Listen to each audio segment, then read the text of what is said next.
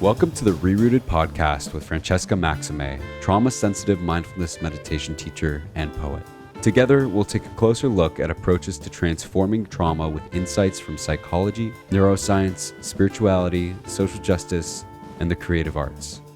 Join Francesca and her guests for an exploration of our shared connection and how we can cultivate greater compassion for ourselves and for others. If you'd like to support Francesca and the ReRooted podcast, please visit BeHereNowNetwork.com/Francesca. Hi, everyone. I'm Francesca Maximé, and welcome to the ReRooted podcast here on Ram Dass's Be Here Now Network. We are now in late August, still in the middle of the COVID pandemic, and very much still in the middle of the uprising, the protest movement, Black Lives Matter, and really trying to find a way to balance all of what is happening in the world and how we're sort of holding our learnings and our knowledge and our leaning into what this moment is bringing to us. Where can we learn? Where can we lean in? What is it here to teach us? I just want to name that I'm on Nipmuc land right here in Massachusetts, which is where I'm hailing from, recording this podcast here today.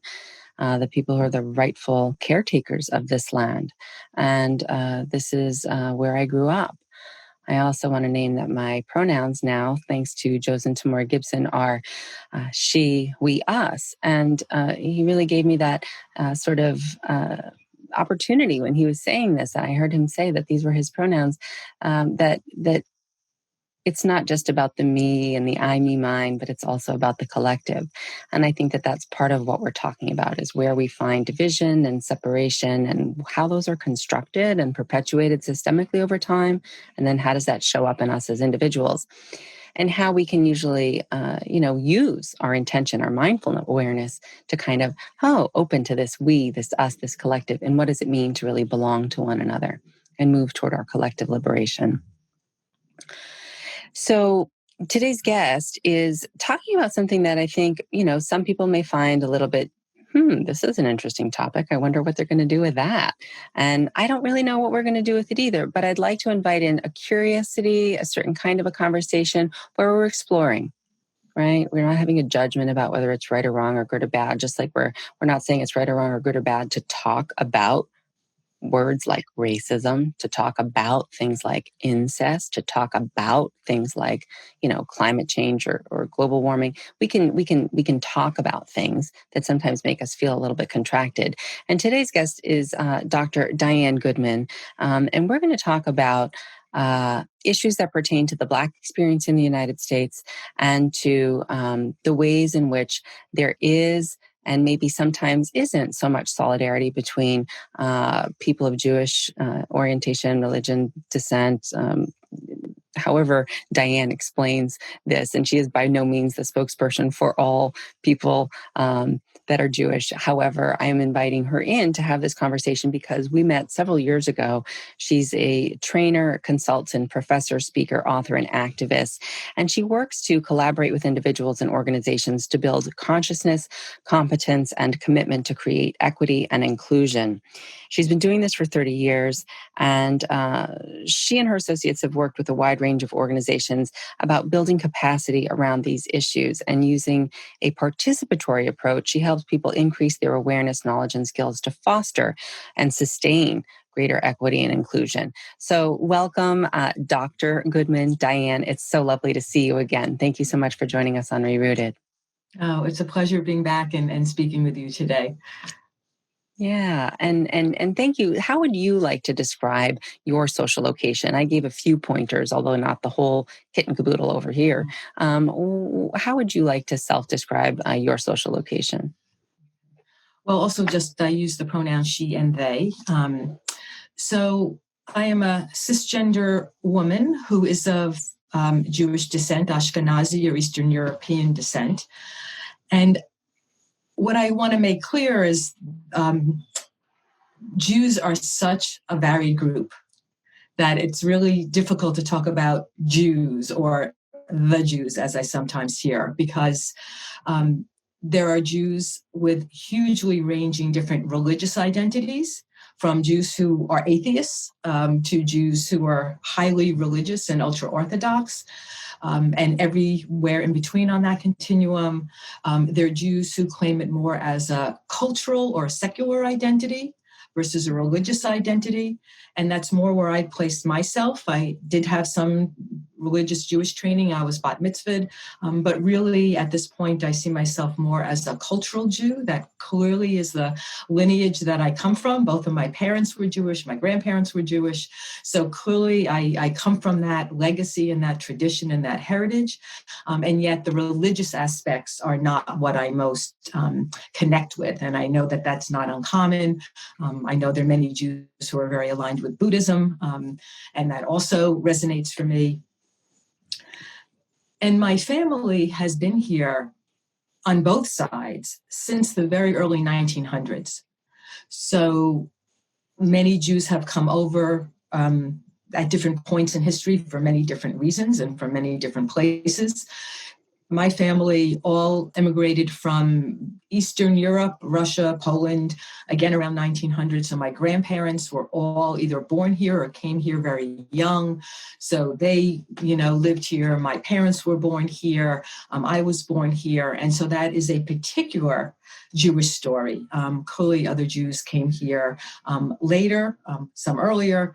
Certainly people had more connection to the Holocaust. None of my family members were directly involved in the Holocaust in more extended ways.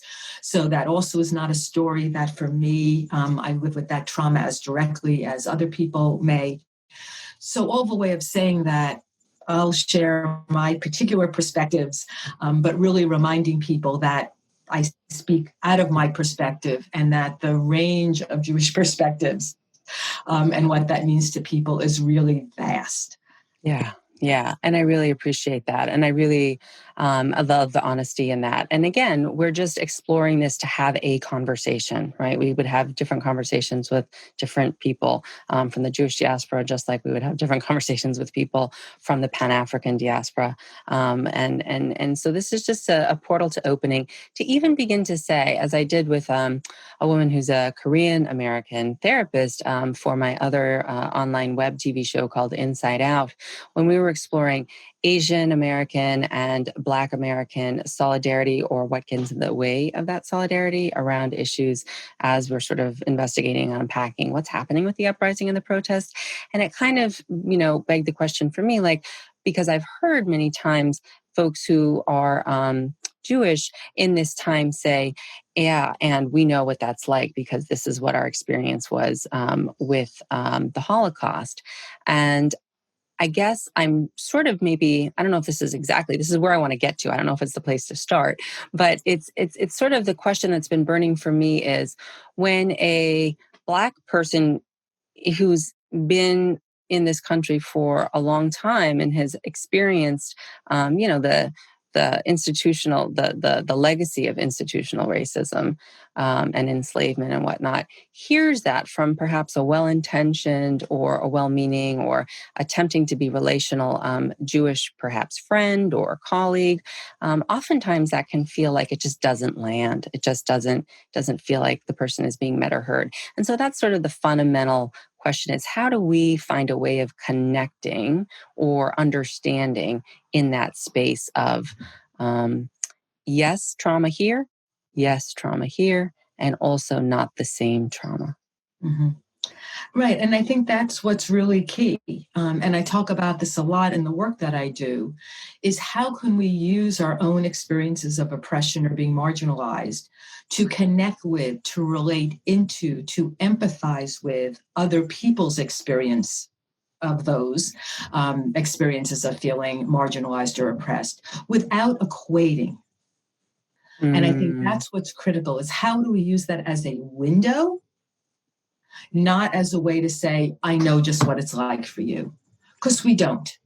And so one of the things that I'm interested in are what are the similarities across different forms of oppression. There's some similar ways that patterns of treatment, patterns of behavior that happen when we're part of marginalized groups. That's something I'm really interested in because it helps us see the interconnection of systems of domination.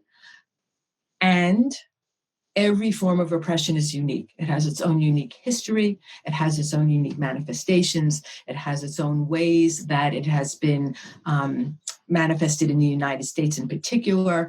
And so I think we always have to be really careful that it is not about equating the experiences.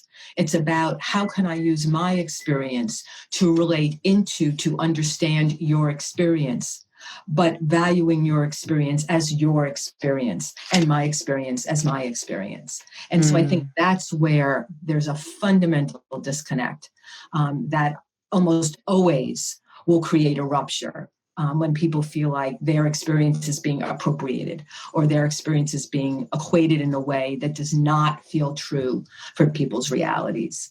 So what I find helpful as I work with Jews is like, it's a both and, as you just said. There's trauma here and there's trauma there. I mean, there is anti-Semitism. There has been anti-Semitism for thousands of years. There continues to be anti-Semitism.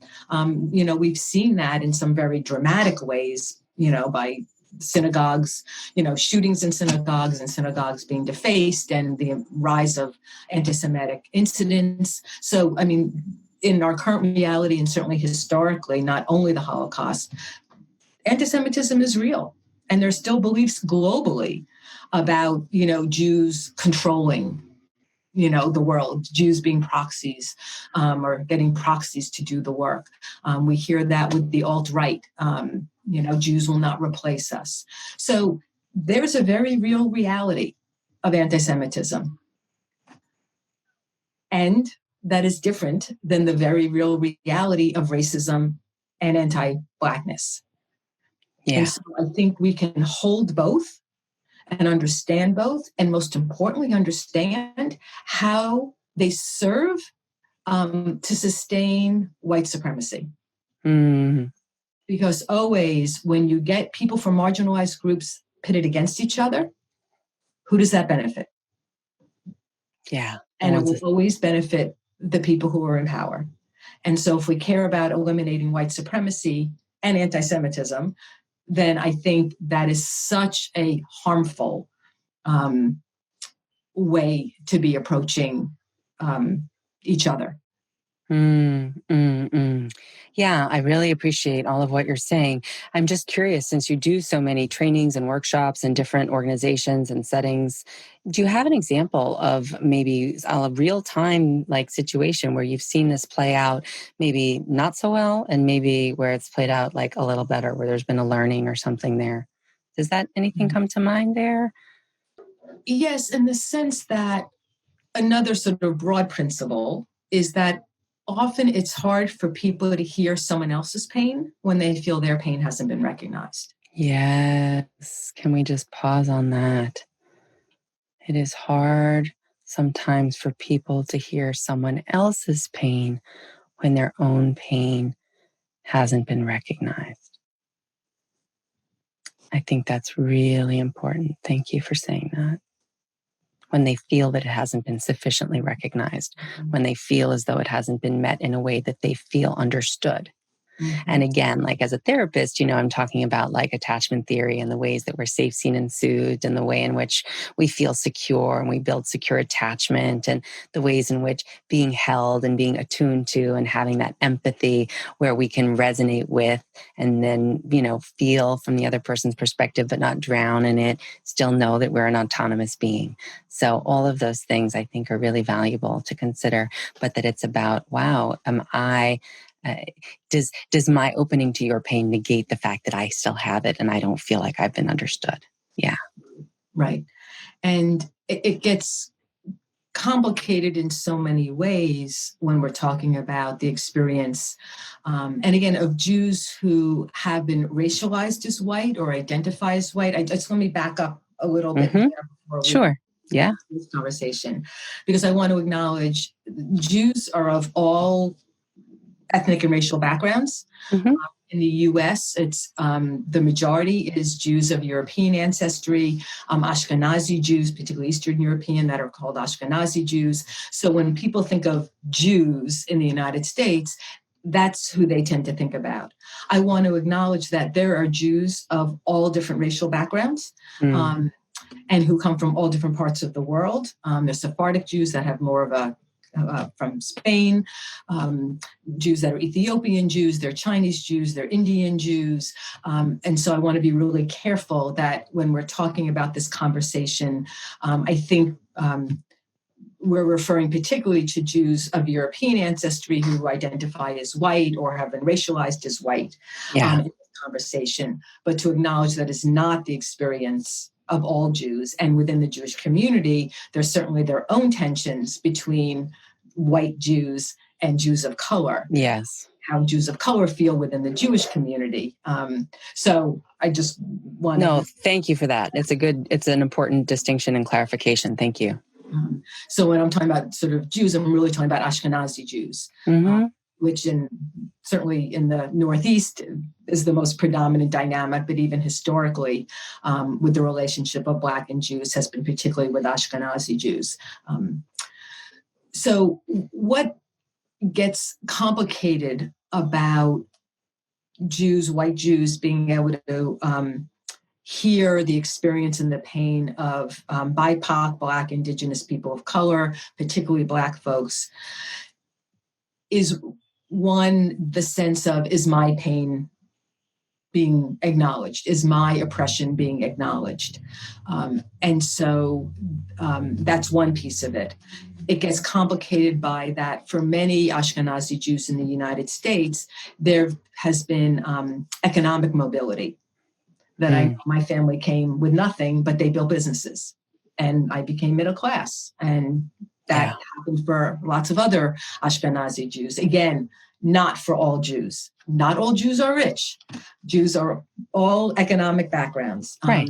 But there is a disproportionate percentage that are middle and upper middle class and some wealthy. So there's that complication of being Jewish, but also having had access to whiteness and had access to economic privilege. Yeah. So often it's the piece of recognizing the Jewish piece without also recognizing the class and race pieces that complicate that and are intersectional. If we again think about our identities as being intersectional, we're not simply one thing. We are an intersection of things, of identities and experiences.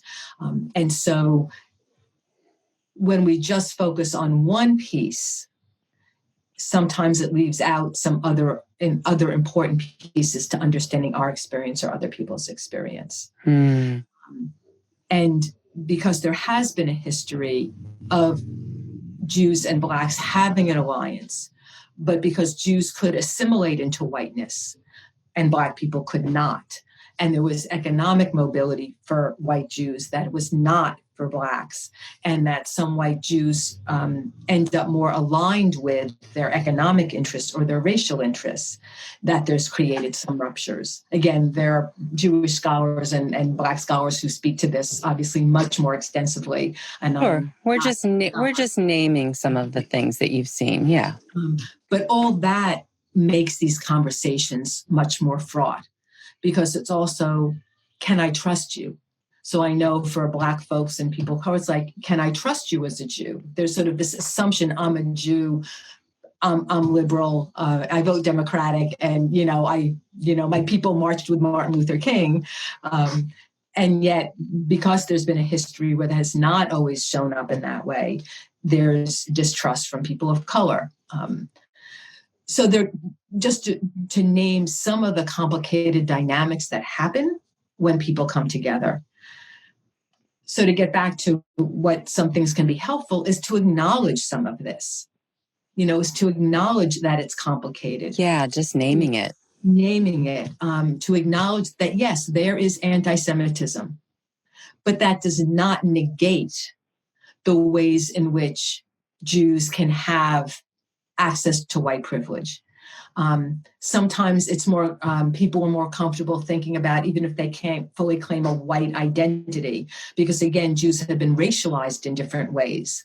Racialized as not white, racialized as white, had access to white privilege only to a certain degree. Some people, say there's degrees of whiteness and degrees of white privilege, and Jews have some, but not the same as if you're a white Anglo-Saxon Protestant. And we can still look at ways that Jews are not allowed access to certain spaces. Right. So sometimes it's helpful to recognize that there are degrees of whiteness and white privilege, and Jews don't always have full access, but we have some access. Yeah, I think that there's this piece that I've seen that comes up, and this is just my observation. Again, this is just my direct experience. I'm not across the board here, is that if someone is trying to sort of appear to be in solidarity with, as you say, like I marched, like I've heard this, I've heard conversations, I lived through the 60s, I marched through Martin Luther King, I have a biracial child, I married a Black woman or a Black man, I'm liberal or I'm whatever it is. And then to be met with the idea of, and you don't have the experience of what it is to live in a Black body, in a racialized society in the United States. And so there is a part of you that may have a certain awareness intellectually around the fact that, there's something happening here, but that it's not, that you can't equate. They're not equivalent, like you say, the experience. And so I'm wondering then, and then there's the class piece, as you say, about the financial things that structurally, when we look at, and this is, again, the invitation is for people who are white racially advantaged to lean into actually studying the history, as I've done over the last 5 years and learned so much. I was ignorant myself, as I was telling you earlier off camera, that the way in which things like policies like redlining, policies like the legalization of property ownership of Black bodies and the breeding of Black women to create more property in the form of Black children that were then owned by white landowners, and that this was families, centuries of this, when you begin to grok that, and that there's penalties legally, penalties and rewards for people who have white skin, regardless of how, when they came, or, was all this whole thing of when the Irish became white, when the Italians like me became white, when the Jews became white. We know all of that, right? That there's these pieces, but that it was a constructed racial division, that particular thing has continued to be the thing that I feel people don't get around the idea of, but everybody has access now. And I'm on paper, but centuries of these divisions and legal parameters and whatnot, they affect people's minds. We're a mindfulness network here. They affect people's responses and the way they think about things and the way in which we show up. So all of that is to say, in a micro place, what do we do then when there's that rupture? How do we work with that? And what's helpful and not helpful, or skillful or not skillful in Buddhist language, in that kind of a thing where there's a desire to lean in and understand. It's a messy conversation, and we're trying to make it better, not worse. Well, I think it's really important, and this is what I try to do when I work with white Jews, is to both recognize the reality of anti-Semitism and recognize the reality of white privilege, and that Jews have been able to assimilate into whiteness. And I want to say with costs, just for any group, as you mentioned, the Irish, you mentioned the Italian, in order to sort of get the benefits of whiteness, that there's stuff we give up. We give up our cultures to some degree. We give up aspects of our ethnicities. So I want to acknowledge that there's real costs. And I think Jews have made that bargain to be able to assimilate into whiteness and the benefits of whiteness, but at real cost to some of the Jewish values. Because I think as Jews have assimilated further into whiteness and into economic privilege, that often with those have gone some of the values that have deep rooted in Jewish teachings and tradition about social justice, about repairing the world, about our responsibility to take care of each other. And so for every group, I think there's some costs as we assimilate further into whiteness and the benefits that whiteness gives us. Having said that, we still have the benefits of whiteness. And that is a reality that we need to reckon with. I've had the benefit, as you said, about all these policies. Again, my grandparents could build businesses. They could get loans or support to do that. People would go to their businesses. We had a loan after my father came back from the Korean War to buy a house in the suburbs. I mean, it fits this trajectory that we could do that, Right. get government support and mortgages to do that, which gave us economic privilege, all things that were not available to Black people. And so that is a piece of my reality and other Jews' reality that we need to own. And we've had access also then to higher education. While certainly there were quotas at some point in history, where there were Jewish quotas, that those avenues by and large then became open to Jews. And so we had access to higher ed. So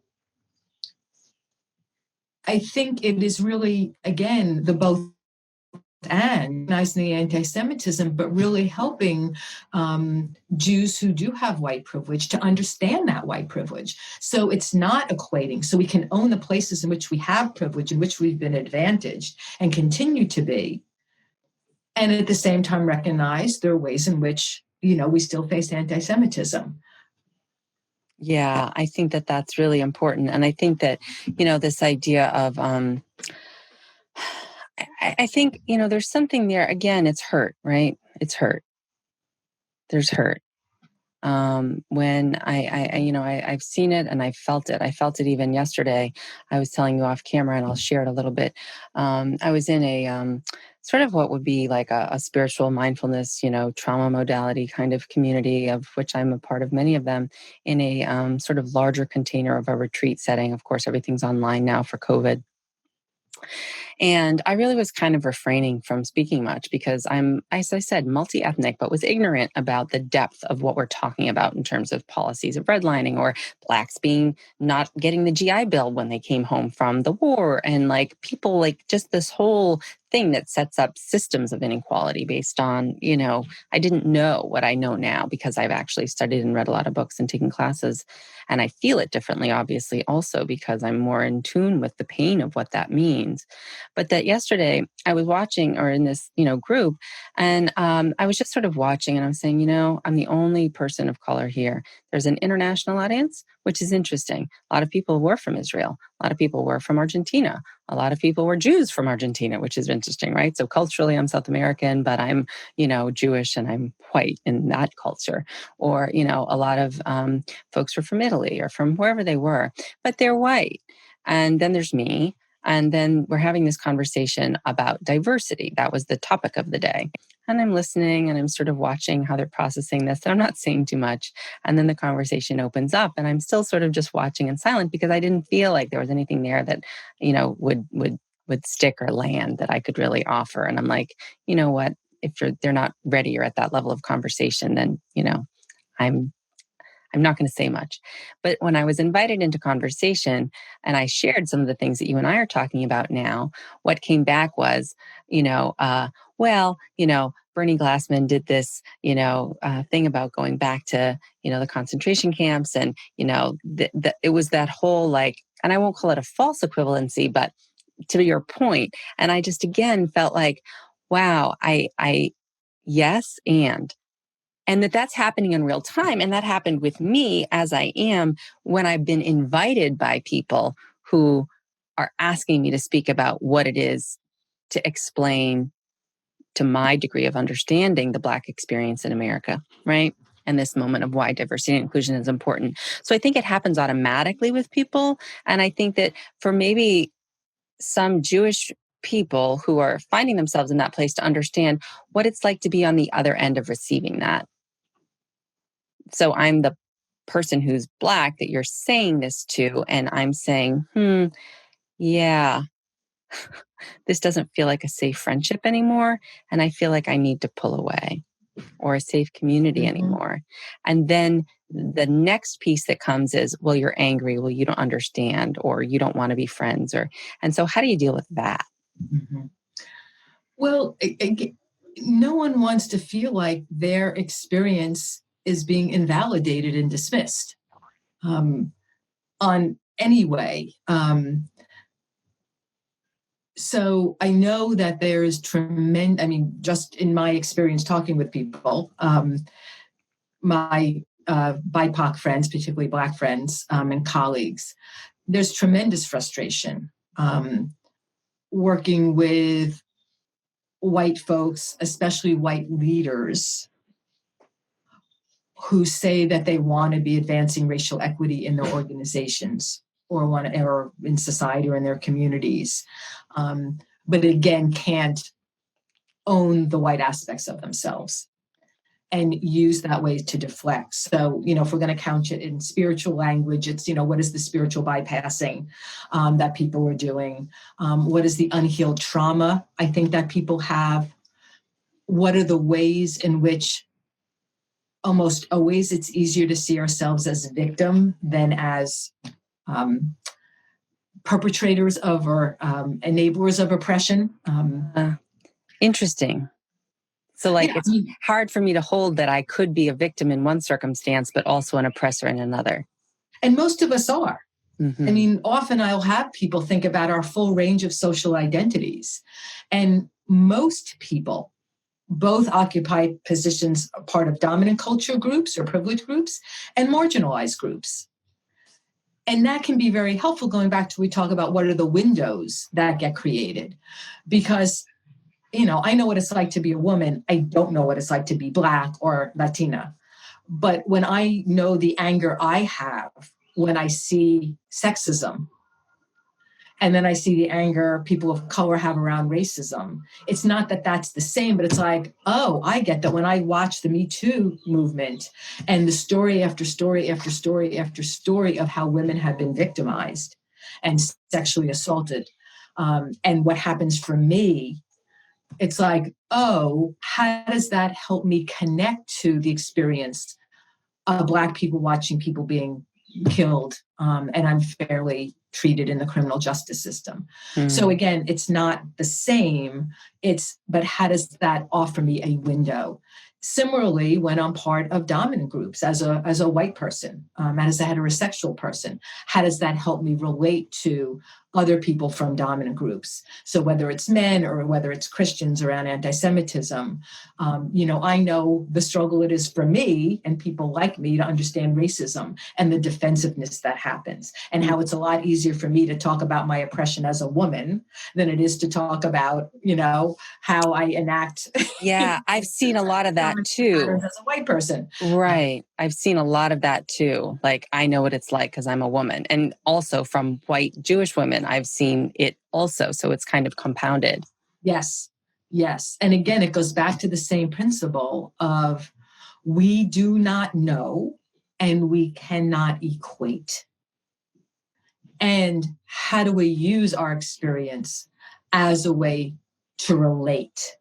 And relating is not equating. Relating is not equating. Yeah, relating is not equating. And so we need to be able to, and this is where mindfulness practices are really helpful, or other kind of spiritual practices, is how do we sit with our discomfort? How do we sit with hearing other people's stories and pain without going into the place of, but what about me? Yes. That's about the unhealed trauma. That's about what's unhealed in ourselves, that we can't hold that we hear that as somehow a negation of our experience, or it evokes in us this response to have to be, but the what about me and what about my people? And it takes work. It takes inner work to be able to have the resourcefulness and the spaciousness to be able to hold that. Yeah. I so appreciate what you're saying, because it's exactly that. But what about? And it could be whatever comes afterwards. And I've heard it so many times. But what about my experience as an immigrant? But what about my experience as a poor white person? But what about my experience as someone who had childhood sexual abuse in my history, but I'm a white person, right? And all of those are true and traumatic. And they're also not. And, I said this in a somatic experiencing training that I was assisting. I'm like, it was a diverse training. It was the cohort was intentionally sort of trying to bring into this community that otherwise doesn't often bring in a lot of racial diversity, and also sort of differences in ability. Like we had sign language interpreters there, and we had different kind of folks than you would perhaps if you weren't paying attention to being inclusive and equitable. You may not have such a diverse body. That I just said, hey, this isn't the trauma Olympics. We're not here in a competition of whose trauma is worse or better or more or less. But there's some value in that. And I think, as you say, it's the window and it's the portal. And I think this gets back to the spiritual place or the mindfulness place or the belonging place. Like we belong to one another. And what I hear you saying now is you doing your own work around your own trauma and leading into it helps you be more available in an embodied way to be able to show up and meet this moment in all of its complexity and uniqueness in a way that is felt and received, that can be generative and collaborative. Mm-hmm. Absolutely. Absolutely. We need to be doing our own work. We need to be doing our inner work. And as you said about how many classes, workshops, trainings that you've done, it's also learning. It's also learning. It's having knowledge to appreciate our historical legacies that have shaped us and shaped the realities we live in today. So I'm going to push back. Oh, but you don't know anything about the Holocaust. That's so someone's saying to me, you're telling me to do the work and to understand the Black experience in the US. But what do you know about the Holocaust? What do you know about my people? Well, I think everybody should get more informed. I don't think I'm not going to learn about Blackness until you learn about the Holocaust. I don't think it's that kind of tit for tat, I think we all need to understand history. We all need to understand a broader perspective on different groups' experiences. So I think we all need to be educated, but I don't have to wait for you to get educated for me to get educated. And again, it comes back to what matters. I mean, I do racial justice work because I'm committed to our collective liberation. I don't do racial justice work because, people of color are somehow going to be nicer to me or care more about anti-Semitism or care more about whatever I care about. So it's really looking at, and this really speaks to Jewish values. I mean, if truly Jews want to claim a sense of, my people have always been on the side of social justice. My people, if not me personally, have marched with Martin Luther King, have supported, struggles, civil rights struggles, alliances with Black people. That grows out of a set of values. That grows out of a sense of vision for the world we want to be creating. There's an expression called tikkun olam, which is how I was going to say it earlier. Yeah, I didn't want to because then I was like, no, they think I'm like being performative. So I didn't say it, but I do know that. It's a beautiful intention. So if we want to be drawing on as Jews, our Jewish traditions and teachings, then to me, that's what should guide us. Not do I think some Black people have done enough around anti-Semitism? Do I think we should understand each other's struggles and histories? Yeah, I think we should. And I think that will enable us to be in solidarity more strongly. And I think we need the solidarity to overthrow oppressive systems. As I said, to overthrow white supremacy, which is oppressive to Jews and to, people of color. So I think, solidarity is necessary to challenge forms of oppression. But to me, it needs to grow out of that commitment and those values and not what often does generate into more of a tit for tat. Well, you didn't show up for me, so I'm not showing up for you, or you don't know about this, so I'm not going to learn about that. Because again, who does that serve? Right. It's so interesting you're talking about solidarity because as I've done sort of more of the teaching, but the reading rather, they don't teach you these things in school. You have to find it. The history's there, but you have to find it because you won't find it in 5th grade social studies class. Like, it's just not happening. And one of the things that you learn about is Bacon's Rebellion, where there was a time in the 1600s where, blacks and whites were sort of friendly with one another, laboring class, the, indentured servitude class. Yes, that, yeah. Mm-hmm. Right. And that then became something where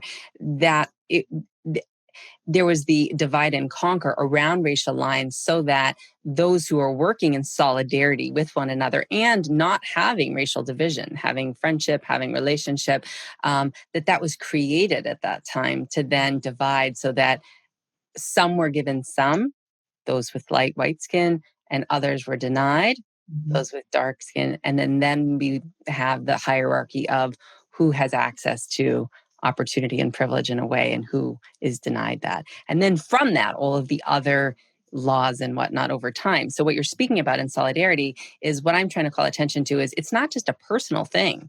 It's a systemic thing that has been legalized and systematized over time. And if you actually look at what the laws are, I mean, there's many, many of them. But like the Naturalization Act and other things like that create who gets to be entitled to freedom, liberation, right? Like quite literally, like, citizenship and liberation, and who doesn't.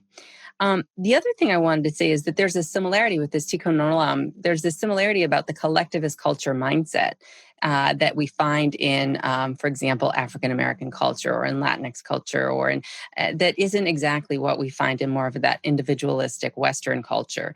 And that the Jewish culture has more of that feeling of, stickiness around like together and, the importance of family. At least it feels to me much the same way that like my Italian family, does, right?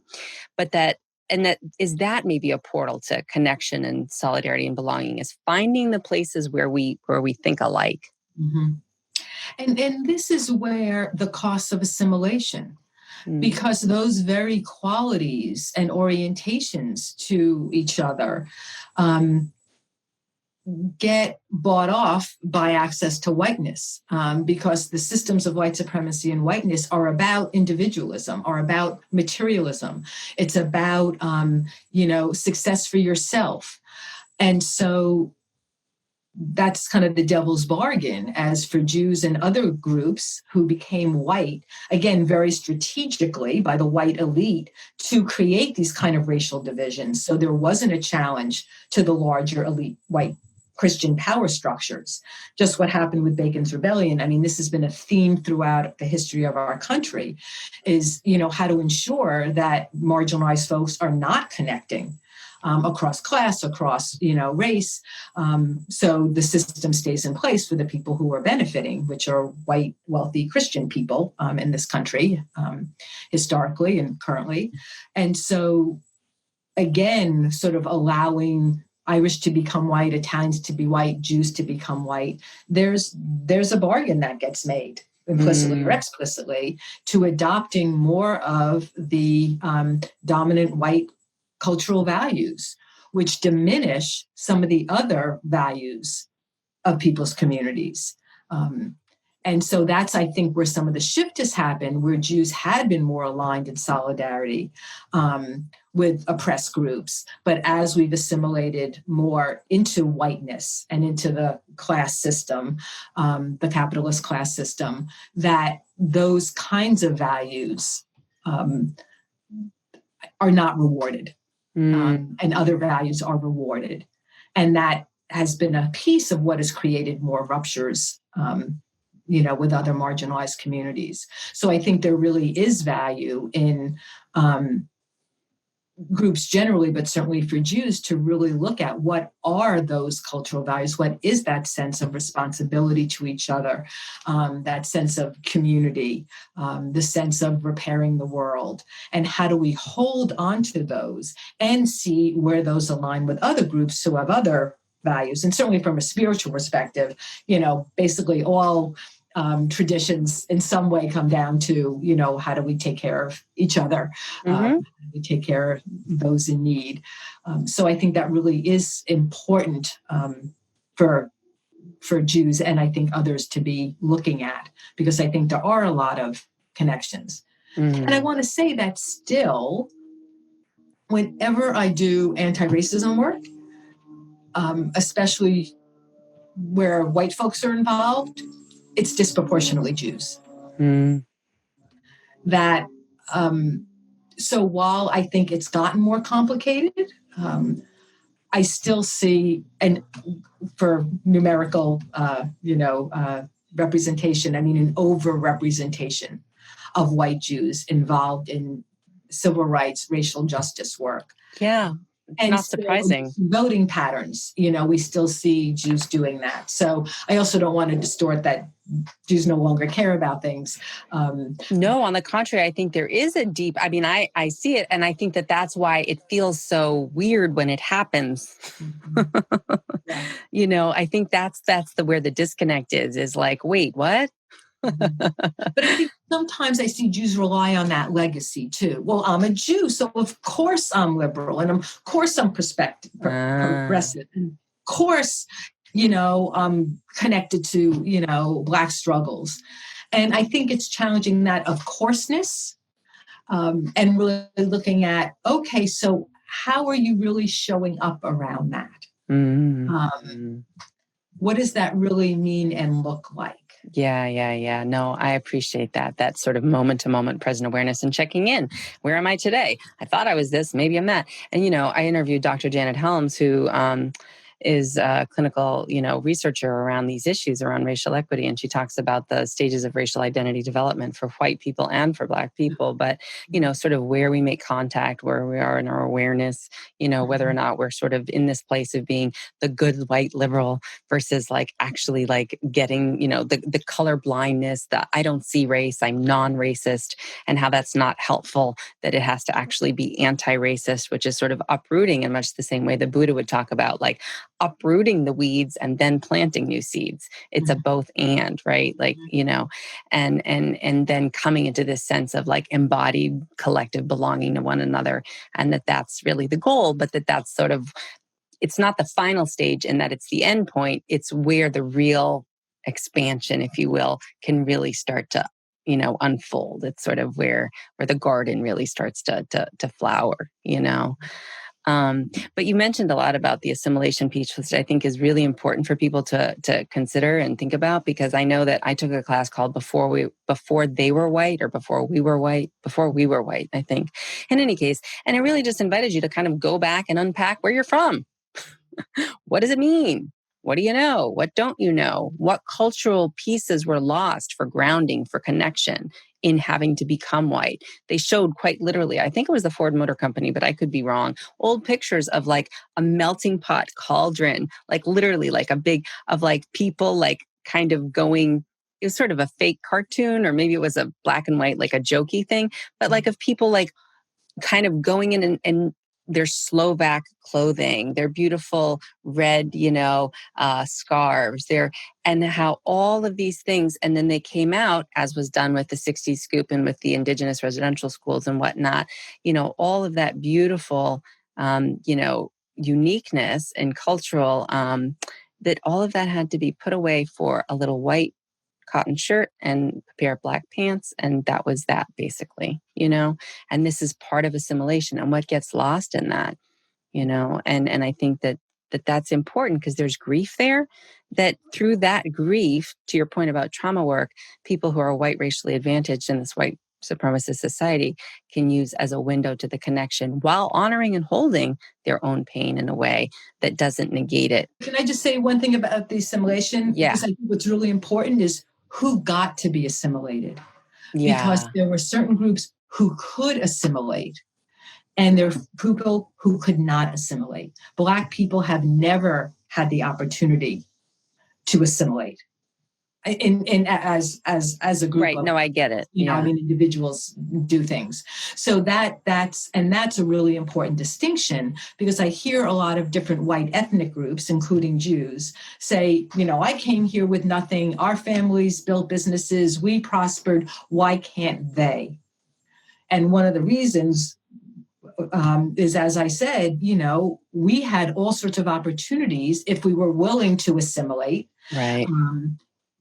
And to get the benefits and all the laws and policies that we could have access to, that Black people never had those choices, never had those options, and all the laws and policies that have worked to keep Black people in an oppressed role. So it's really important to be mindful of who even gets the opportunity to assimilate into whiteness and the benefits of that. Right. No, I appreciate that, because I think that one of the other things that we were talking about is, and I think I just mentioned it even on this podcast, was, the South Asian community, the Asian community, like there's a certain sort of affiliation around assimilation, if you will, in some, and again, painting with a broad brush here. Definitely not monolithic, definitely not the experience of everyone, depending on if you've been here as a Chinese person for over a century versus if you've, been here for a recent immigrant or whatnot. But that there's, what has been told to me is that in some cases, there's this default, merging into the whiteness that's available to people of Asian descent that isn't available, to people who are, for example, African, or Caribbean for that matter. As we kind of, maybe have another 10 minutes or so to talk, I'm curious about things like defensiveness, which you mentioned, shame, which is part of all of this, and also like this, and you'll appreciate, I think, where I'm coming from with this is, what is this business of, being neurotic and how... or anxiety, we're laughing about it because I think we feel each other on this from, but I think where I'm kind of going with that. Well, I think other people can speak better to that. But I think certainly if you look at the history of Jews, there's always been a sense of threat. There's always been this sense of never feeling fully accepted and fully settled, as Jews. So when you have, I think, that history of persecution and diaspora, I think it breeds certain psychological qualities, about worry and being anxious and neurotic. And, if you look at intergenerational trauma, I think if you look at the history, at least to me, it doesn't feel like a huge shock that this would be some qualities that we would, culturally associate with Jews, because it has been and still is. I mean, what really surprised me recently is, because I grew up, a pretty assimilated Jew and not very religious Jew. I've lived in communities for the most part, where there were other Jews, or where I didn't worry a whole lot about being Jewish. I mean, I've certainly have heard and encountered some things, but, it's not, my family doesn't come out of that history. So I feel I didn't get a lot of that in my own personal family. And I remember after the synagogue in Philadelphia, the shooting there, and the alt-right stuff that was happening, that there was a level of fear about being a Jew that I had never experienced before. That it does feel still like it's like right below the surface, and not even below the surface.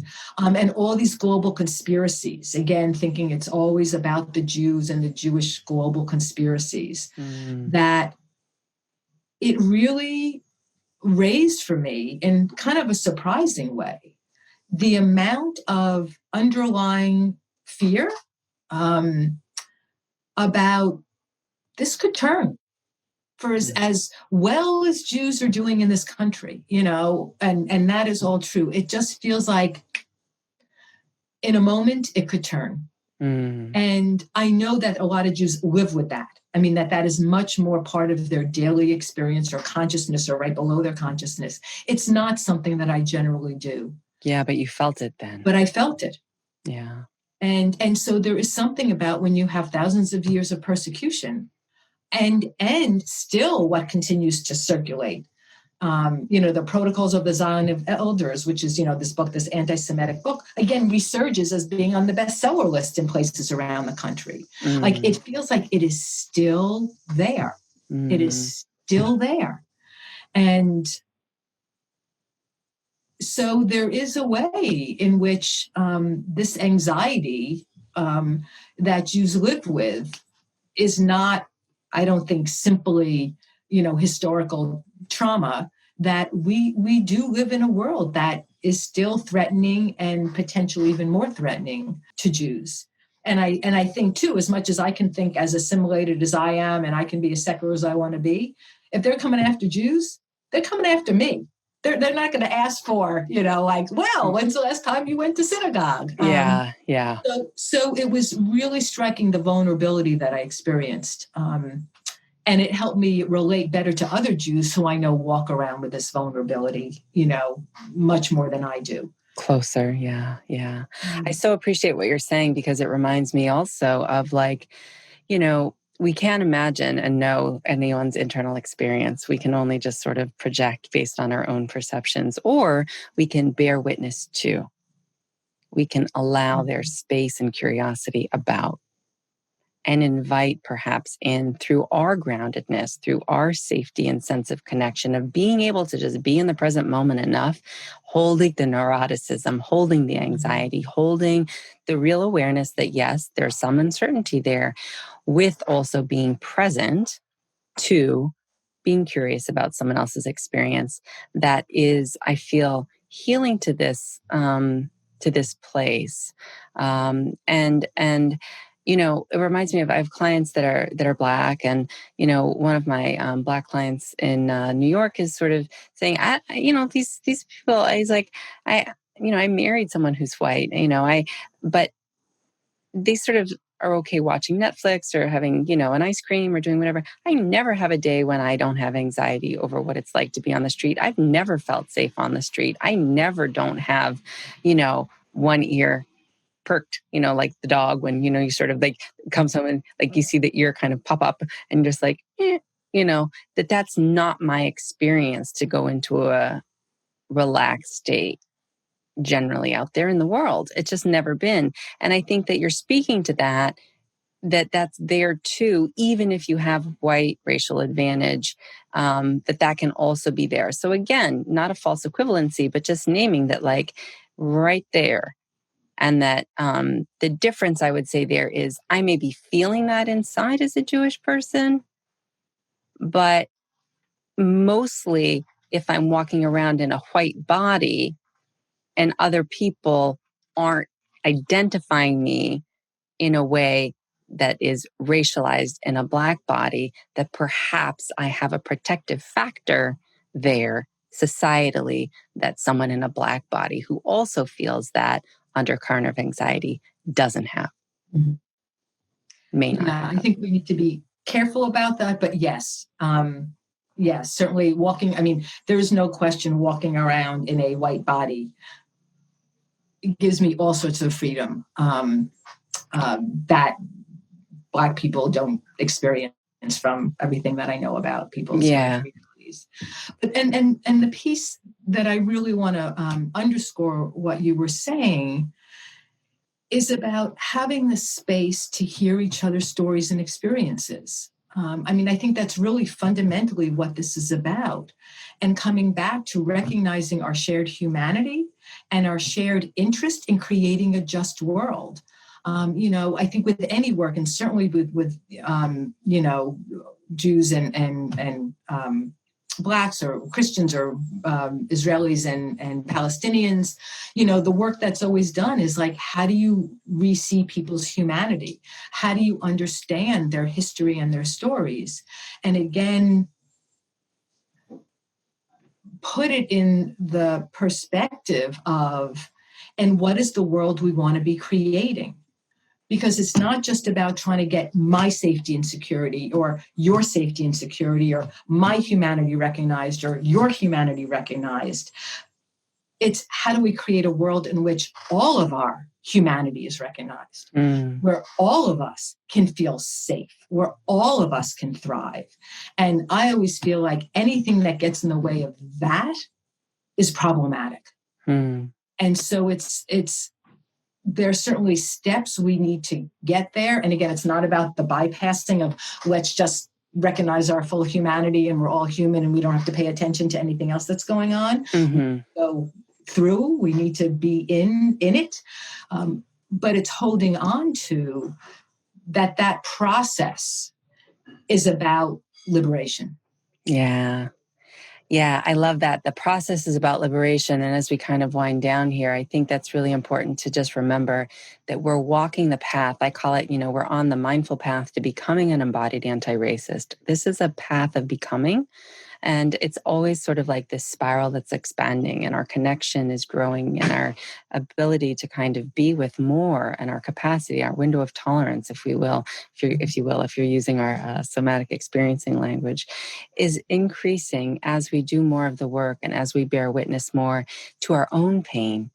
We have our greater capacity to bear it, not only for others, but for the world, and not to feel like we have to hold it and solve it all necessarily, but to be able to be with it, and that there's something reparative in that. Absolutely. Without the but piece afterwards. But what about? Is there anything more that you might like to say, Dr. Diane Goodman, before we close for our time together today? Yeah. So just really the call for people to continue to hold complexity and nuance. As we've talked about, we can both experience oppression and privilege, and those intersect. Those don't happen in isolation, those happen in intersection.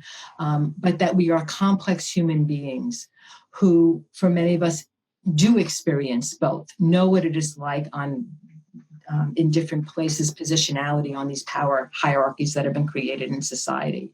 So to hold that complexity, and as you said, the more we do our own healing, the more we do our own learning, I believe it really does open us up to be able to hear and hold more. And again, staying clear about what are our values and what is the world we want to be creating. And is what we're doing moving us towards that, or is it creating a barrier to that? Yeah, beautiful. Dr. Diane Goodman, your website is dianegoodman.com, and she has training in facilitating, coaching and consulting, speaking and curriculum design, and leads workshops, I guess online, but normally in person. I mean, it's COVID, so of course you're not. Everything's online, but Right.